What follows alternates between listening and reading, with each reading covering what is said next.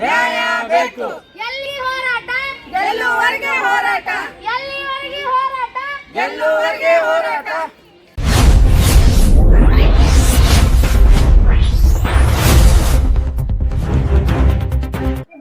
Sir ನಮಸ್ಕಾರ. ಯಾಕಂದ್ರೆ ಎಷ್ಟೋ ಜನರಿಗೆ ಇರಾಕ್ ಜಾಗ ಇರಲ್ಲ, ಮಳಿ ಬರ್ತೈತಿ, ಹಾಗೆ ಅವ್ರು ದುಡ್ಕೊಂಡ್ ಬಂದ್ ಕಿಸಿಂದ್ರೆ ಎಲ್ಲಿ ಮನ್ಕೋಬೇಕು? ಇದ್ದವ್ರ ಮನಿ ಕೊಟ್ರೆ ಎಲ್ಲಾರ್ದವ್ರು ಎಲ್ಲಿ ಹೋಗ್ಬೇಕು? ಅದು ಬಡವ್ರ ಸ್ಕಿನ್, ಬಡವ್ರಿಗೆ ಕೊಡ್ಬೇಕು, ಬೇರೆದವ್ರಿಗೆ ಕೊಟ್ರೆ ನಡೆಯೋದಿಲ್ಲ ಸರ್. ಒಂದ್ ವೇಳೆ ನೀವು ಬೇರೆದವ್ರಿಗೆ ಕೊಟ್ರ ಅಂದ್ರೆ ನಾವು ಉಗ್ರ ಹೋರಾಟ ಈ ಮುಂದಿನ ಬರೋ ದಿನಗಳಲ್ಲಿ ಉಗ್ರ ಹೋರಾಟವನ್ನು ಮಾಡಕ್ ನಾವು ರೆಡಿ ಆಗಿದ್ದೇವ್ರಿ. ಯಾಕಂದ್ರೆ ಅಷ್ಟು ಮಹಿಳೆಯರೇ ಜೇಂಟ್ಸ್ ಅಂತ ಅನ್ನೋದಿಲ್ಲ, ನಮ್ಗೆಲ್ಲ ಹೆಣ್ಮಕ್ಳಿಗೆ ನಮ್ಗೆ ನ್ಯಾಯ ಸಿಗ್ಬೇಕು, ನ್ಯಾಯ ದೊರಸ್ಕೊಡ್ಬೇಕು. ಒಂದ್ ವೇಳೆ ನ್ಯಾಯ ಸಿಗ್ಲಿಲ್ಲ ಅಂದ್ರೆ ನಾವ್ ಏನ್ ಮಾಡ್ತೇವೆ? ಮುಂದೆ ಬರುವ ದಿನದಲ್ಲಿ ಉಗ್ರ ಹೋರಾಟ ಮಾಡ್ತೇವ್ರಿ. ಯಾಕಂದ್ರೆ ಮನಿ ಬೇಕ್ರಿ ನಮ್ಗೆ ಇರಾಕ. ಅದು ಬಡ್ರಿಗೋಸ್ಕರ ಮಾಡ್ಯಾರ, ಬಡ್ರಿಗೆ ಕೊಡ್ಬೇಕ್ರಿ. ಅದು ಬೇರೆದವ್ರಿಗೆ ಕೊಡಕ್ ನಾವು ಕೊಡೋದಿಲ್ಲ ಸರ್. ಇದ್ದವ್ರಿಗೆ ಶ್ರೀಮಂತರಿಗೆ ಕೊಟ್ರೆ ಬಡ್ರಿ ಹೋಗ್ತಾರಿ, ಅವ್ರ ಎಸಿ ಒಳಗ ಇರ್ತಾರೆ, ಎಲ್ಲ ಇರ್ತಾರೆ. ಬಡ್ರು ಚಪ್ರದಾಗ ಇರ್ಬೇಕ್ರಿ. ಅದು ಬಡ್ರಿಗೆ ಎಲ್ಲಿ ಕೊಡ್ಬೇಕು ಅಲ್ಲಿ ಕೊಡ್ಬೇಕು. ನ್ಯಾಯ ಕೊಡಿಸ್ಲಿಲ್ಲ ಅಂದ್ರೆ ಉಗ್ರ ಹೋರಾಟ ಮಾಡ್ತೇವ್ರಿ. ಹೋರಾಟ ಮಾಡ್ತೇವೆ ಸರ್. ನಾವು ಮನಿ ಕೊಡಕ್ ಬಂದಿದೇವ್ರಿ. ನಾವು ಕೊಡ್ತೀರಂತ ಹೇಳ್ಯಾರಿ ಸರ್, ಮಾಡ್ತೀರಿ ಅಂತ ಹೇಳ್ಯಾರಿ. ಕೆಲಸ ತನಿಖೆ ಮಾಡ್ತೀನಿ ಅಂತ ಹೇಳ್ಯಾರಿ. ಸವಿತಾ ಖಂಡೇಕರ್. ಎಲ್ಲರಿಗೂ ಕ್ರಾಂತಿಕಾರಿ ಜೈ ಭೀಮ್. ಇವತ್ತು ನಾವು ಆಶ್ರಯ ಯೋಜನೆ ಮನೆಗಳ ಪರವಾಗಿ, ಬಡ ಕುಟುಂಬದವರ ಪರವಾಗಿ ಅವ್ರಿಗೆ ಒಂದು ಟಿ ಸಿ ಅವ್ರಿಗೆ ಒಂದು ಮನವಿ ಮಾಡಿದ್ದೀವಿ. ಏನಂತ ಹೇಳಿ ಚಂದ ಆಶ್ರಯ ಇವೇನು ಅಲ್ಲಮೇನಿಂದ ನಮ್ಮೂ ನಗರ ಇದೆಯಲ್ಲ, ನಮ್ಮ ನಗರದಲ್ಲಿ ಬಡವರಿಗೆ ಮನೆಯನ್ನು ತಲುಪಿಲ್ಲ. ಅದಕ್ಕಾಗಿ ಬಡವರು ನಮ್ಮ ಹತ್ರ ಇದು ಮಾಡ್ಕೊತ ಬಂದು ನಮ್ಮಲ್ಲಿ ನಮಗೆ ಮನೆ ಕೊಟ್ಟಿಲ್ಲ, ನಮ್ಮ ಮನೆ ಕೊಟ್ಟಿಲ್ಲ, ದುಡ್ಡು ತುಂಬ್ಕೊಂಡ್ರೆ ಮನೆ ಕೊಟ್ಟಿಲ್ಲ ಅಂತ ಹೇಳಿ ಹಿಂಗೇನೋ ಬಂದು ನಮ್ಗೆ ಹೇಳಿದ ಮೇಲೆ ನಾವು ಒಂದು ಡಿ ಸಿ ಅವ್ರಿಗೆ ಒಂದು ಮನವಿ ಮಾಡಿದ್ದೀವಿ. ಅದಕ್ಕಾಗಿ ಈ ಡಿ ಸಿ ಅವರು ಇದಕ್ಕೆ ಕ್ರಮ ತಗೋಬೇಕಂತ ಹೇಳಿ ನಾವು ಅವ್ರಿಗೆ ಒತ್ತಾಯ ಮಾಡಿದ್ದೀವಿ. ಎಷ್ಟು ಮನೆಗಳು ಹಂಚಿಕೆ ಆಗ್ಯಾವ್ರಿ? 400 ಚಿಲ್ಲರ್ ಅದಾವ ಮನೆಗಳಲ್ಲಿ.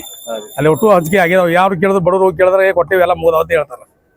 ಲಂಚ ಎಷ್ಟು ಪಡೆದಿರ್ಬೋದು? ಲಂಚ ತಗೊಂಡಾರ ಅಂತ ಹೇಳಿದಾರ. ನಮಗೆ ನಾವು ಪಡೆದದ್ದು ನಮಗೆ ಅಷ್ಟು ಇದು ಇಲ್ಲ.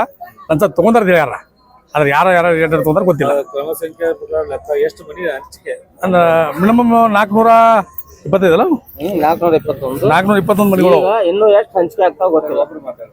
421 ಮನೆಗಳು. ಅದರಲ್ಲಿ ಬಡವರಿಗೆ ಹೋಗಿ ಕೇಳೋಣ ಇದ್ರೆ ಬಡವ್ರ ಮನಿ ಇಲ್ಲ, ಮನೆಗಳು ಎಲ್ಲ ಫುಲ್ ಆಗ್ಯಾವು, ಎಲ್ಲ ಕೊಟ್ಟಿವಿ. ಅಂದ್ರೆ ಯಾರಿಗೆ ಕೊಟ್ಟಾರ ಮನಿ ಯಾರಿಗೆ ಕೊಟ್ಟಾರ? ಅವ್ರು ಬಡವ್ರಿಗೆ ಅಂದ್ರೆ ಮನಿ ಮುಟ್ಟೇ ಇಲ್ಲ. ಈ ಜಾಗ ಇದ್ದವ್ರಿಗೆ ಮನಿ ಕೊಟ್ಟಾರ ಅವರು. ಅದಕ್ಕಾಗಿ ಬಡವ್ರಿಗೆ ಈಗ ಮಳೆಗಾಲ ಚಾಲು ಆಯ್ತು, ಅವ್ರಿಗೆ ಚಪ್ರ ಹಾಕೊಂಡು ಗುಡಿಸಲು ಹಾಕೊಂಡು ಮನಿ ರೋಡ್ ಮ್ಯಾಗ ಅದಾರ ಅವರು. ಅಂಥವ್ರಿಗೆ ಮನಿ ತಪ್ಪಲಿ ಅಂತೇಳಿ ನಮ್ದೊಂದು ಟಿ ಸಿ ಅವರು ಮನಿ ಮಾಡಿದ್ವಿ. ಬೇರೆ ಬೇಡಿಕೆ ಇನ್ನೊಂದಿದೆ. ಸಾರ್ವಜನಿಕರ ಅನುಕೂಲಕ್ಕಾಗಿ ಒಂದು ಬಿಜಾಪುರದಲ್ಲಿ ಒಂದು RTO ಆಫೀಸು, ಈಗ ನಮ್ಮ ಬಿಜಾಪುರದಲ್ಲಿ ಒಂದು RTO ಆಫೀಸ್ ಇದೆಯಲ್ಲ, ಆ RTO ಆಫೀಸು ಎರಡು ಅಂತ ಮಾಡ್ಬೇಕಂತೇಳಿ ನಮ್ದೊಂದು ನಿರ್ಣಯ ಆಗ್ಯದ. ಏನಪ್ಪ ಅಂತಂದರೆ ಜಮಖಂಡಿ ಮತ್ತು ಬಾಗಲಕೋಟೆ ಎರಡಾಗಿದೆ. ಈಗ ಬಾಗಲಕೋಟದಲ್ಲಿ ಒಂದಾಗಿದೆ, ಜಮಖಂಡಿಯಲ್ಲಿ ಪಾಸಿಂಗ್ ಮಾಡ್ತಾರೆ RTOಗಳು. ಇಲ್ಲಿ ನಮ್ಮ ಬಿಜಾಪುರ ತಾಲೂಕಿನಲ್ಲಿ ಸಾರ್ವಜನಿಕರಿಗೆ ತೊಂದರೆ ಆಗ್ತಾ ಇದೆ. ಎಲ್ಲರೂ ಅಲ್ಲಿಂದ ಮುದ್ದೆಬಾಳದಿಂದ ಬಿಜಾಪುರಕ್ಕೆ ಬರಬೇಕು, ಸಿಂದಗಿದಿಂದ ಬಿಜಾಪುರಕ್ಕೆ ಬರಬೇಕು, ಇಂಡಿದಿಂದ ಬಿಜಾಪುರಕ್ಕೆ ಬರಬೇಕು. ಅದಕ್ಕಾಗಿ ಡಿ ಸಿ ಅವ್ರಿಗೆ ನಾವು ಒಂದು ಏನು ಮನವಿ ಮಾಡ್ಕೊಂಡಿದ್ದೀವಿ, ಸಾರಿಗೆ ಸಚಿವರಿಗೂ ನಾವು ಮನವಿ ಮಾಡ್ಕೋತೀವಿ. ಏನಂತೇಳಿ ಇಲ್ಲಿ ಬಿಜಾಪುರದಾಗ ಇನ್ನೊಂದು RTO ಆಫೀಸ್ ಆಗಲಿ, ಜನಸಾಮಾನ್ಯರಿಗೆ ಅನುಕೂಲ ಆಗಲಿ ಅನ್ನೋ ಉದ್ದೇಶಕ್ಕಾಗಿ ಚಂದ ಒಂದು ಡಿ ಸಿ ಅವ್ರಿಗೆ ಒಂದು ಮನವಿ ಮಾಡಿದ್ದೀವಿ.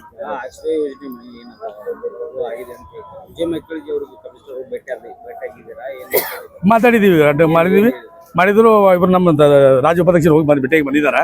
ಅದಕ್ಕೆ ಕ್ರಾಂತಿಕಾರಿ ಜೈ ಭೀಮ್. ನಾವು ಮೊನ್ನೆ ಮಹಾನಗರ ಪಾಲಿಕೆಗೆ ಹೋದಾಗ ಅಲ್ಲಿ ನಾವು ವಿಚಾರಣೆ ಮಾಡಿದ್ವಿ.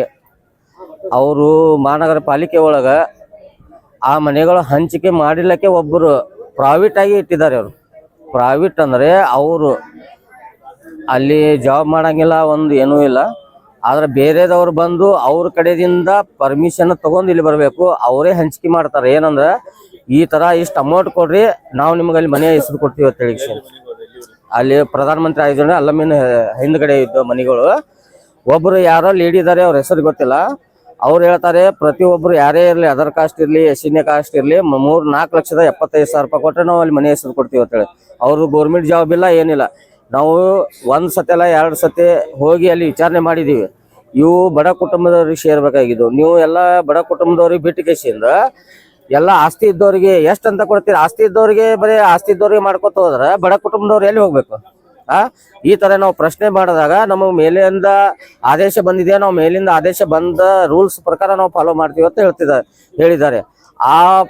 ಆ ಅಧಿಕಾರಿಗಳು ಹೇಳಿದ ಮೇಲೆ ನಾವು ಒಂದು ನಿರ್ಣಯಕ್ಕೆ ಬಂದು ನಮ್ಮ ಸಂಘಟನೆ ವತಿಯಿಂದ ನಾವು ಐಬಿನಲ್ಲಿ ಕೂತು ಚರ್ಚೆ ಮಾಡಿ ಈ ನಿರ್ಣಯಕ್ಕೆ ಬಂದಿದ್ದೀವಿ. ಒಂದು ಹೋರಾಟವನ್ನು ಹಮ್ಮಿಕೊಂಡಿವಿ.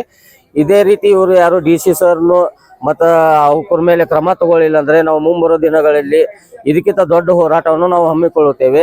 ಮತ್ತು ಪ್ರತಿಯೊಂದು ಮಹಾನಗರ ಪಾಲಿಕೆದವರು ಇವರು ಇದಕ್ಕೆ ಸಂಬಂಧಪಟ್ಟ ಅಧಿಕಾರಿಗಳು ಇವ್ರು ಯಾರ್ಯಾರು ಹಂಚಿಕೆ ಮಾಡಿದಾರೋ, ಅವ್ರು ಯಾರ್ಯಾರು ಲಂಚ ತಿಂದಿದಾರೋ ನಮಗೆ ಗೊತ್ತಿಲ್ಲ. ಆದ್ರೂ ಲಂಚ ತಿಂದು ಮಾಡಿದ್ದಾರೆ ನಮಗೆ 100% ಖಾತ್ರಿ ಇದೆ.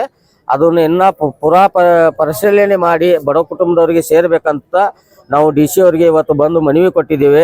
DC ಸಾಹೇಬರಿಗೆ ನಾವು ಒಂದು ನಮ್ಮ ಸಂಘಟನೆ ವತಿಯಿಂದ ವಿನಂತಿ ಮಾಡಿಕೊಳ್ಳುತ್ತೇವೆ. ಬಡ ಕುಟುಂಬದವರಿಗೆ ಸೇರಬೇಕಾಗಿದ್ದ ಆಸ್ತಿಗಳನ್ನು ಬಡ ಕುಟುಂಬದವರಿಗೆ ಸೇರುವಂತೆ ಮಾಡಿ, ಮತ್ತು ಆಸ್ತಿ ಇದ್ರೂ ಕೂಡ ಮತ್ತೆ ಇನ್ನೂ ದುರಾಶೆ ಮಾಡ್ತಾರಲ್ಲ ಅಂಥವ್ರಿಗೆ ಕಾನೂನು ಕ್ರಮ ತಗೋಬೇಕಂತೇಳಿ ನಾವು DC ಸರ್ ಅಂತ ನಾವು ಬೇಡಿಕೊಳ್ಳುತ್ತೇವೆ. ಇದು ಮನೆ ಹಂಚಿಕೆ ಪ್ರಕಾರ ಸಮಸ್ಯೆ ನಗರ ಶಾಸಕರು ತಮ್ಮ ಕಚೇರಿಗಳಲ್ಲಿ ಬಡವರಿಗೆ ಅಂತೇಳಿ ನಿಧಿ ತುಂಬಿ ಮನೆ ಮಾಡಿದ್ದಾರೆ. ಇದು ಗಮನಕ್ಕೆ ನಗರ ಶಾಸಕರು ತಂದಿದ್ದೀರಾ? ನಗರ ಶಾಸಕರಿಗೆ ನಾವು ಕೇಳುದಿಲ್ಲ. ನಮ್ಮ ಸಂಘಟನೆ ವತಿಯಿಂದ ನಮ್ಗೆ ಯಾವ್ದು ರಾಜಕಾರಣಿ ನಮಗ್ ಬೇಕಾಗಿಲ್ಲ. ಏನು ನಾವು ಬಡವರಿಗೆ ಏನ್ ಅನ್ಯಾಯ ಆಗೈತೆ ನಾವು ಅಷ್ಟೇ ಕೇಳ್ತೀವಿ. ನಮಗೆ ಯಾವ್ದು ಕಾಂಗ್ರೆಸ್ ಬೇಕಾಗಿಲ್ಲ, BJP ಬೇಕಾಗಿಲ್ಲ, JDS ಬೇಕಾಗಿಲ್ಲ, ಯಾವ್ದು ಪಕ್ಷ ನಮಗ್ ಬೇಕಾಗಿಲ್ಲ. ನಮ್ದು ಏನೈತಿ, ನಮ್ದು ಒಂದೇ ಸಂಘಟನೆ. ನಾವು ಸಂಘಟನೆ ವತಿಯಿಂದ ಅಷ್ಟೇ ಹೋರಾಟ ಮಾಡ್ತೀವಿ. ನಾವು ಅವರಿಗೆ ಬಸವನಗೌಡ ಪಾಟೀಲ್ ಅವ್ರಿಗೆ ತಿಳಿಸ್ಬೇಕಂತ ನಮ್ಗೇನು ಇದು ಇಲ್ಲ. ಏನು ನಮ್ಗೆ ನಜರಿಗೆ ಬಂದಿದೆ, ಬಡವ ಕುಟುಂಬದ ಅನ್ಯಾಯ ಆಗ್ತಾ ಇದೆ ಅಂತ ಹೇಳಿ ನಮ್ಗೆ ನಜರಿಗೆ ಬಂದ ಮ್ಯಾಗೆ ನಾವು ಇದು ಮುಂದಿಟ್ಟಿವಿ. ನಮ್ಗೆ ಯಾವ ರಾಜಕಾರಣಿಗಳಿಗೂ ನಮ್ಗೆ ಯಾವ್ದು ನಮ್ಮ ಸಂಘಟನೆ ಒಳಗೆ ರಾಜಕಾರಣಿ ನಾವು ಸೇರ್ಸೋದಿಲ್ಲ, ಅವ್ರಿಗೆ ಇದನ್ನು ಮಾಡೋಂಗಿಲ್ಲ. ರಾಜಕಾರಣಿದವರು ಅವರೇ ಒಂದು ಈ ತರ ಹಂಚಿಕೆ ಮಾಡಿಕೆಸಿಂದ ಮತ್ತೆ ಅಲ್ಲಿ ಬಡ ಕುಟುಂಬದವ್ರಿಗೆ ಹಂಚಿಕೆ ಮಾಡಿಲ್ಲ. ಅವ್ರು ಮೊದಲು ಅವ್ರು ತಿಳ್ಕೊಬೇಕು. ನಾವು ಅವ್ರಿಗೆ ಹೋಗಿ ಗಮನಕ್ಕೆ ಅವ್ರಿಗೆ ಹೇಳಿ ಎಚ್ಚರಿಕೆ ಮಾಡುವಂತ ನಮಗೇನ ಇದು ಬಂದಿಲ್ಲ. ಅವರೇ ಮಾಡಿದಂತ ರೂಲ್ಸ್ ಅವರೇ ಫಾಲೋ ಮಾಡ್ಬೇಕದು. ಅವ್ರಿಗೆ ನಾವು ಹೇಳಿಕೆಸಿಂದ ನೀವು ಊಟ ಮಾಡಂದ್ರೆ ಮಾಡ್ತಾರ, ನಾವು ಹೇಳಿದ್ರೆ ಮಾಡ್ತಾರ? ತಮ್ಗೆ ಹಸು ಆದ್ರೆ ತಾವು ತಿಂತಾರಲ್ಲ. ಅದಕ್ಕೆ ಈಗ ಆ ಬಡ ಕುಟುಂಬದವ್ರ ಹಸು ಆಗಿದನು ಕಸಗೊಂಡು ಇವ್ರು ತಿಂತಿದ್ದಾರೆ.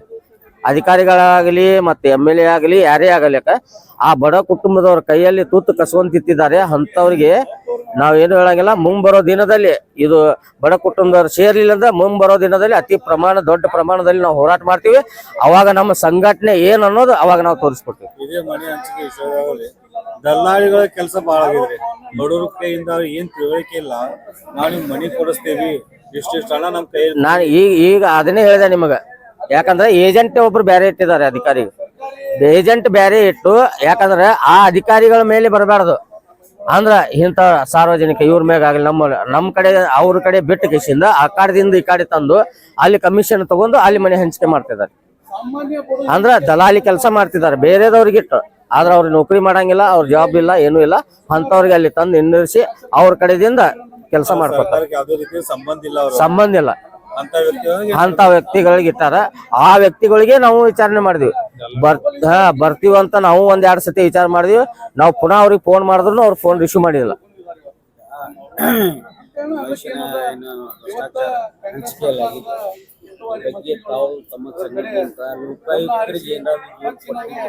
ಇನ್ನ ಲೋಕಾಯುಕ್ತಕ್ಕೆ ದೂರು ಕೊಟ್ಟಿಲ್ಲ.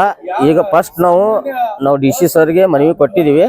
ನಮಗೊಂದು ನ್ಯಾಯ ಹೆಸರು ಕೊಡ್ತಾರಂತೇಳಿ ನಾವು ನಂಬಿದೀವಿ. ನಮ್ಮ ಸಂಘಟನೆಯಿಂದ ಇಲ್ಲಿ ನ್ಯಾಯ ನಮಗೆ ಸಿಗ್ಲಿಲ್ಲ ಅಂದ್ರೆ ಅದಕ್ಕೆ ಮುಂಬರುವ ದಿನದಲ್ಲಿ ನಾವು ಏನ್ ಮಾಡ್ಬೇಕು ಅನ್ನೋದು ಗೌರ್ಮೆಂಟ್ ರೂಲ್, ನಮ್ಮ ಕಾನೂನು ರೂಲ್ಸ್ ಏನಿದೆ ಅದು ನಾವು ಮಾಡ್ತೀವಿ. ಸಂತೋಷ್ ಟಕ್ಕೆ, ಭಾರತೀಯ ದ್ರಾವಿಡ ದಲಿತ ಸೇನೆ ರಾಜ್ಯ ಉಪಾಧ್ಯಕ್ಷರು.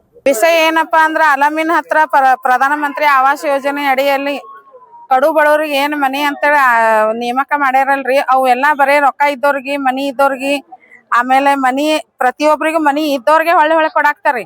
ಅದಕ್ಕ ನಮ್ದೇನೈತಿ, ಸೂಕ್ತವಾಗಿ ಕ್ರಮ ತೆಗೆದು ಕಡು ಬಡವ್ರಿಗೆ ಮನಿ ಕೊಡ್ಬೇಕನ್ನೋದು ನಮ್ಮ ಆಸೆ ಅದ ರೀ ಸರ್. ಯಾಕಂದ್ರ ಪ್ರತಿಯೊಬ್ರು ಮನಿ ಇದ್ದವ್ರ ಹೊಳ್ಳಿ ಮನಿ ತಗೊಂಡ್ರ ಇರ್ಲಾರ್ದವ್ರ ಬಡವ್ರು ಎಲ್ಲಿ ಹೋಗ್ಬೇಕ್ರಿ? ಆಯ್ತು, ಈಗ ಬ್ಯಾಸ್ಗೆ ಐತಿ, ಚಳಿಗಾಲದಾಗ ಬ್ಯಾಸ್ಗೆ ಒಳಗೆ ಹೆಂಗಾರ ಜೀವನ ಸಾಗಿಸ್ಬೋದು. ಮಳೆಗಾಲ ಬಂತಂದ್ರ ಬಡವ್ರು ಎಲ್ಲಿ ಇರ್ಬೇಕು? ಚಂತಾನ ದುಡುದು ಸಂಜೆ ಮುಂದ ಇರ್ಬೇಕಂದ್ರ ಒಂದ್ ಮನಿ ಇದ್ರ ಹೆಂಗಾರ ಜೀವನ ಸಾಗಿಸ್ತಾರಿ. ಮತ್ ದುಡ್ದಿದೆಲ್ಲ ಮಂತ್ಲಿ ಬರೇ ಬಾಡಿಗೆ ಕಟ್ಟೋದಂದ್ರ ಆಗುದಿಲ್ರಿ ಸರ್. ದಯವಿಟ್ಟು ಇದು ಸಂಬಂಧಪಟ್ಟ ಅಧಿಕಾರಿಗಳಿಗೆ ಎಲ್ರಿಗೂ ಹೇಳುದೇನಂತಂದ್ರ, ಈ ಸಂಬಂಧಪಟ್ಟ ಅಧಿಕಾರಿಗಳು ಎಲ್ರು ಮನಿಗಳ ಕರೆಕ್ಟ್ ಆಗಿ ತನಿಖೆ ಮಾಡಿ ಮನಿ ಇರ್ಲಾರ್ದವ್ರಿಗೆ ಮನಿ ಕೊಡ್ರಿ ಸರ್. ಒಂದ್ ವೇಳೆ ನೀವು ಆ ಕ್ರಮ ಏನಾದ್ರು ತಗೊಳಿಕಂದ್ರ ನಾವು ಪ್ರತಿ ಹಳ್ಳಿದಿಂದ, ಪ್ರತಿ ಜಿಲ್ಲೆದಿಂದ ಉಗ್ರವಾಗಿ ಹೋರಾಟ ಮಾಡ್ತೇವಂತ ಈ ಮೂಲಕ ನಾ ಹೇಳಕ್ ಇಷ್ಟಪಡ್ತೀನಿ ಸರ್. ನನ್ನ ಹೆಸರು ಶಿವಗಂಗಾ ಕಟ್ಟಿಮನಿ,